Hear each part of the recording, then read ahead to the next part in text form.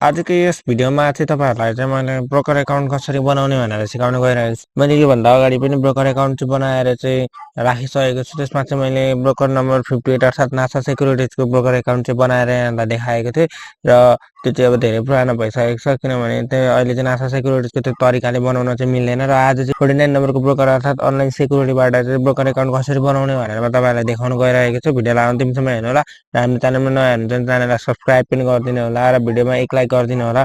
केही गुनासोहरू कम्प्लेनहरू छ भने कमेन्ट बक्समा कमेन्ट गरिदिनु होला। So let's start the video. फर्स्टमा क्रोम ब्राउजर ओपन गर्नु होला। म चाहिँ तपाईँहरूलाई आज कम्प्युटरबाट चाहिँ बनाउन सिकाउन गइरहेको छु। तपाईँले यही तरिकाले चाहिँ मोबाइलको गुगल क्रोमबाट पनि बनाउन सक्नुहुन्छ। र अब यहाँनिर वेब ब्राउजरमा हामीले यहाँनिर के टाइप गर्नुपर्छ भने tms49.net/tms.com.np भनेर हामीले टाइप गर्नुपर्ने हुन्छ। त्यसपछि इन्टर थिच्ने र यति गरिसकेपछि हामीले एउटा यस्तो खालको इन्टरफेस हाम्रो अगाडि आउँछ। अब हामीले ब्रोकर एकाउन्ट बनाउनको लागि हामीले न्यू रेजिस्ट्रेसन भन्ने अप्सनमा जानुपर्ने हुन्छ। यहाँनिर न्यू रेजिस्ट्रेसनमा जाने र अब यहाँ गइसकेपछि हामीले यहाँनिर अनलाइन रेजिस्ट्रेसन फर्म भन्ने दिएको छ र अब यहाँनिर हामीले सबै डिटेल्सहरू चाहिँ हामीले 1 बाई 1 भर्दै जानुपर्ने हुन्छ। र अब त्यो सबै कुराहरू म तपाईँलाई सिकाउन गइरहेको छु। भिडियो अन्तिमसम्म हेर्नुलाई स्किप नगरी र यो भिडियो मजाले हेर्नुभयो भने तपाईँले आफूले घरै बसी चाहिँ ब्रोकर एकाउन्ट बनाउन सक्नुहुन्छ है त। र त्यसलाई क्लाइन्ट टाइप भनेको छ, यहाँनिर इन्डिभिजुअल भनेर राख्नु होला। यदि तपाईँ आफ्नो व्यक्तिगत ब्रोकर एकाउन्ट बनाउँदै हुनुहुन्छ भने चाहिँ त्यसपछि मोबाइल नम्बर यहाँनिर हामीले हाल्नुपर्ने हुन्छ। यहाँनिर मोबाइल नम्बर हाल्नु होला र अब मोबाइल नम्बर हालिसकेपछि यहाँनिर मेम्बर ब्रान्च भनेको छ। यहाँनिर तपाईँले देख्न सक्नुहुन्छ रेड स्टारहरू छ। यो रेड स्टार भएको चाहिँ हामीले कम्पलसरी भर्नुपर्ने हुन्छ है। र त्यसपछि मेम्बर ब्रान्चमा अब यो ब्रोकरको ब्रान्चहरू चाहिँ कहाँ छ भन्दा धरान, काठमाडौँ, नुवाकोट छ। ब्रान्च जहाँको राख्दा पनि तपाईँलाई केही फरक चाहिँ पर्दैन। तपाईँ जहाँको राख्दा भर्दा पनि बनाउन सक्नुहुन्छ, जहाँको राखेर पनि बनाउन सक्नुहुन्छ। तपाईँ यो ब्रोकर एकाउन्टको ब्रान्च राख्नेमा चाहिँ ब्रोकरको अफिस नै भिजिट गर्नुपर्छ भन्ने चाहिँ छैन। तपाईँले जहाँको राख्दा पनि भयो। त्यही भएर आफ्नो पाएक पर्न नजिकै छ भने आफ्नो ठाउँबाट नजिकै राख्न सक्नुहुन्छ। त्यही भएर मैले चाहिँ यहाँनिर एउटा धरान भन्ने ठाउँको राखिदिएँ। र अब यहाँनिर प्यान नम्बर भनेको छ र यो प्यान नम्बर भनेको ठाउँमा चाहिँ तपाईँहरूले प्यान नम्बर राख्न सक्नुहुन्छ है। प्यान नम्बर राख्नुभयो भने तपाईँले 5 लाखभन्दा बढीको कारोबार गर्नको लागि प्यान नम्बरबाट चाहिँ एकदमै धेरै इम्पोर्टेन्ट छ। प्यान नम्बर राख्दा पनि हुन्छ, सबै छ भने, छैन भने नराख्दा पनि हुन्छ। त्यसपछि इमेल राख्नु होला। हामीले इमेल राखिसकेपछि यहाँनिर नेक्स्टमा क्लिक गर्ने र नेक्स्टमा क्लिक गरिसकेपछि अब यहाँनिर इन्डिभिजुअल डिटेल्स भनेको छ। अब यहाँनिर चाहिँ हाम्रो डिटेल्सहरू चाहिँ भर्नुपर्ने हुन्छ र डिटेल्सहरू चाहिँ हामीले यहाँबाट 1 बाई 1 यहाँनिर भनेका कुराहरूको सबै डिटेल्सहरू चाहिँ हामीले 1 बाई 1 भर्दै जानुपर्ने हुन्छ। यहाँनिर भर्दै जानु होला। के कुराहरू मागेको छ त्यही अनुसार चाहिँ सबै भर्दै जानु होला। जस्तै यहाँनिर फर्स्ट नेम भनेको छ। आफ्नो फर्स्ट नेममा चाहिँ आफ्नो सुरुको नेम राख्ने। यहाँनिर त्यसपछि मिडल नेम छ, अहिले तपाईँको बिचको नाम छ बिचको नाम राख्न सक्नुहुन्छ। जस्तो कसैको बहादुर, कुमार, प्रसाद यस्तोहरू छ, त्यो चाहिँ तपाईँले यहाँ राख्न सक्नुहुन्छ। छैन भने यसलाई स्किप गरेर लास्ट नेममा जानु होला। लास्ट नेममा आफ्नो कास्ट हाल्नु होला र त्यसपछि आफ्नो जेन्डर भनेको छ, यहाँनिर जेन्डर चुज गर्ने मेन। त्यसपछि यहाँनिर डेट अफ बर्थ भनेको छ। अब डेट अफ बर्थमा आफ्नो जन्म मिति राख्नुपर्ने हुन्छ र जन्म मिति यहाँबाट चुज गरेर राख्न सक्नुहुन्छ। अनि त्यसपछि यहाँनिर हामीले डेट अफ बर्थ राख्दाखेरि English date of birth automatic आउँछ। अनि यहाँनिर फादर नेम भनेको छ। फादर नेममा चाहिँ हामीले बुवाको नाम राख्नुपर्ने हुन्छ। तपाईँको बुवाको नाम के हो त्यो आफ्नो बुवाको नाम राख्नु होला। त्यसपछि मदर नेम भनेको छ। मदर नेममा चाहिँ आमाको नाम राख्नु होला, आफ्नो आमाको नाम। त्यसपछि ग्रान्ड फादर नेम भनेको छ। ग्रान्ड फादर नेममा चाहिँ हजुरबाको नाम राख्नु होला है। र अब हामीले यति फिल गरिसकेपछि अब यहाँनिर के दिएको छ, यदि एनआरएन भनेको छ। यदि तपाईँ एनआरएन हुनुहुन्छ भने, एनआरएन होइन भने चाहिँ यहाँनिर नोमा क्लिक गर्नु होला। गैर आवासीय नेपाली सङ्घ भन्छ नि एनआरएन भनेको चाहिँ। त्यसपछि नोमा राख्नु होला। यदि माइनर भनेको चाहिँ यो बच्चाको एकाउन्ट हो भने एसमा राख्ने हो, यदि होइन भने चाहिँ नोमा राख्ने। त्यही भएर चाहिँ मैले नोमा राखेँ।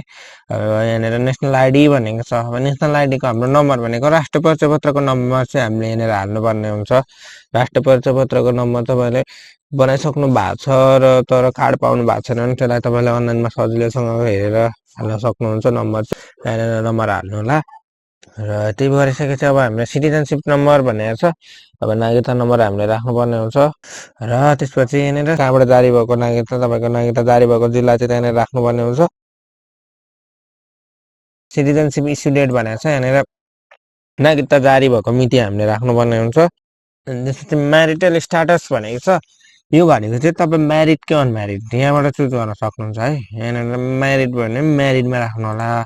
त्यसपछि स्पाउस नेम भनेको चाहिँ तपाईँ यदि यहाँको तपाईँको वाइफ हस्बेन्डको नेम यहाँनिर राख्नुपर्ने हुन्छ किनभने यो चाहिँ कम्पलसरी यहाँनिर रेड स्टार चाहिँ यहाँनिर दिएको छ रेड स्टार भएको ठाउँमा चाहिँ कम्पलसरी हामीले भर्नुपर्ने हुन्छ है अब यहाँनिर सन नेम डटर नेम राख्दा पनि भयो नराख्दा पनि भयो अब यहाँनिर अकुपेसन भनेको छ अकुपेसन तपाईँको के पेसा हो तपाईँ केमा काम गर्नुहुन्छ त्यही राख्नु होला यहाँबाट त्यसपछि कन्ट्याक्ट नम्बर भनेको जुन अघि हामीले राखेको कन्ट्याक्ट नम्बर छ त्यो कन्ट्याक्ट नम्बर फेरि हामीले यहाँनिर राख्नुपर्ने हुन्छ र यहाँनिर हाम्रो कन्ट्याक्ट नम्बर राखिसकेपछि यहाँनिर फाइनेन्सियल डिटेल्स भनेर आउँछ अब यहाँ भन्नु होला यहाँनिर फाइनेन्सियल डिटेल्स भनेको तपाईँको आर्थिक स्थिति कति छ त्यही अनुसार राख्नु होला यहाँबाट जति राख्दा पनि हुन्छ त्यसपछि इन्भल्भ इन इन्भेस्टमेन्ट कम्पनी भनेको छ अरे तपाईँ कुनै पनि इन्भेस्टमेन्ट कम्पनीमा चाहिँ आबद्ध हुनुहुन्छ भने यहाँनिर यस राख्नु होला छैन भने नम्बर राख्नु होला र अब यति सकेपछि हामीले नेक्स्टमा थिच्ने फेरि अब हामी अर्को सेक्सनमा जान्छौँ यहाँनिर एड्रेसको सेक्सन रहेको छ यहाँबाट चाहिँ अब हामीले हाम्रो एड्रेस राख्नुपर्ने हुन्छ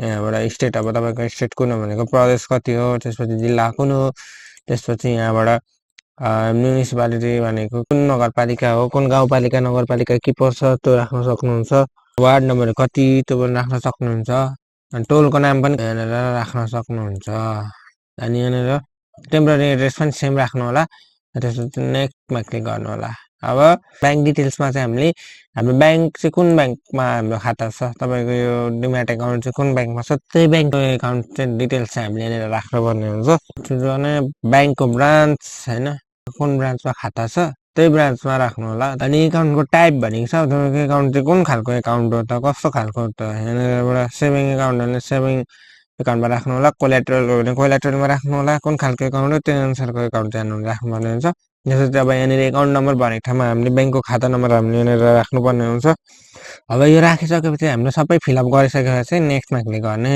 अब यहाँनिर depository details beneficiary owner identity number भनेको छ यो भनेको चाहिँ डिमान्ड नम्बर हामीले यहाँनिर राख्नुपर्ने हुन्छ हामीले यहाँनिर राखिसकेपछि फेरि नेक्स्टमा क्लिक गर्ने अब यहाँनिर मनी लन्ड्रिङ प्रिभेन्सन भनेको छ अरे यो पोलिटिसियन हाई ऱ्याङ्किङ अफिसियल भन्छ नोमा क्लिक गर्नु होला अरे related politician high ranking official नोमा क्लिक गर्नु होला होइन त्यसपछि डु हेभ बेनिफिसियरी भनेको छ बेनिफिसियरी हुनु छ भने यसमा राख्नु होला छैन भने नोमा राख्नु होला have been convicted of felony in the past भनेको छ नोमा राख्नु होला अब सबैलाई नोमा राखेपछि नेक्स्टमा छिट्ने र अब आउँछ हाम्रो यहाँनिर डकुमेन्ट अपलोड भनेको छ यो भनेको चाहिँ हाम्रो अन्तिम सेक्सन रहेको छ अब यहाँनिर हामीले डकुमेन्टहरू चाहिँ अपलोड गर्नुपर्ने हुन्छ अब यहाँनिर डकुमेन्टहरू के अपलोड गर्नुपर्छ भन्दा यहाँनिर रेड स्टार भएको के छ र national ID card or confirmation भनेको छ यहाँनिर चाहिँ तपाईँले राष्ट्रिय परिचय पत्रको कार्ड छ भने त्यसको फोटो पनि राख्न सक्नुहुन्छ र छैन भने त्यसलाई चाहिँ तपाईँले अनलाइनमा चाहिँ अनलाइनबाट चाहिँ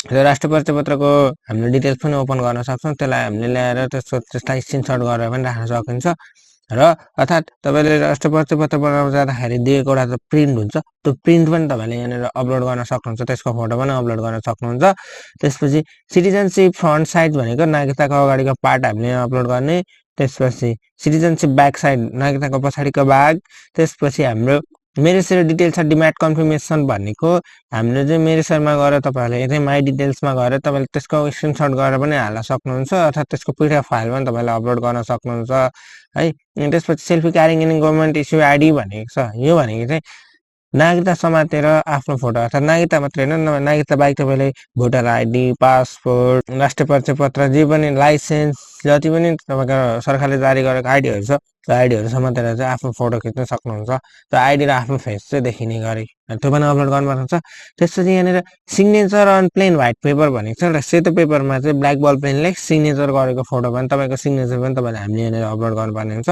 त्यस्तै गरी फोटो अपलोड भनेको छ अब तपाईँले यहाँनिर चाहिँ आफ्नो पासपोर्ट साइजको फोटो चाहिँ मोबाइलबाटै खिचेर अपलोड गर्न सक्नुहुन्छ त्यो पासपोर्ट साइज फोटोलाई चाहिँ फेरि खिचेर चाहिँ अपलोड नगर्नु होला त्यो चाहिँ रिजेक्ट हुने चान्स एकदमै धेरै आयो हुन्छ सबै डकुमेन्टहरू चाहिँ यहाँनिर तपाईँले अपलोड गर्न सक्नुहुन्छ के भन्छ डिस्क्लेमरमा भने please upload the document of the 1 MB भनेको छ 1 MB सम्मको डकुमेन्ट मात्रै यहाँनिर हामीले अपलोड गर्न मिल्छ त 1 MB भन्दा धेरै हाई क्वालिटीको हामीले अपलोड गर्न मिल्दैन त्यही भएर चाहिँ यहाँनिर सबै डकुमेन्टहरू अब हामी अपलोड गर्छौँ हामीले सबै डकुमेन्ट हामीले अपलोड गरिसकेपछि अब यहाँनिर नेक्स्टमा क्लिक गर्ने